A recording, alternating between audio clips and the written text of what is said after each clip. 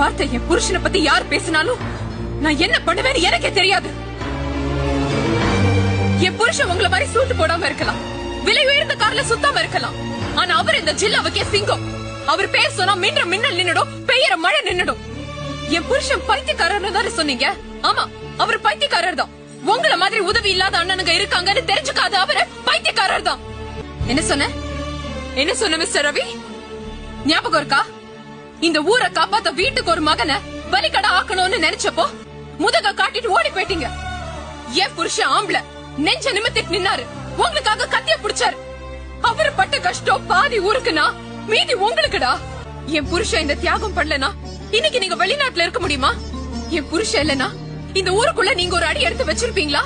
இல்ல இப்போ என் புருஷன் ஆதரவு இல்லாம உயிரோட இந்த ஊரை விட்டு உங்களால போக முடியுமா?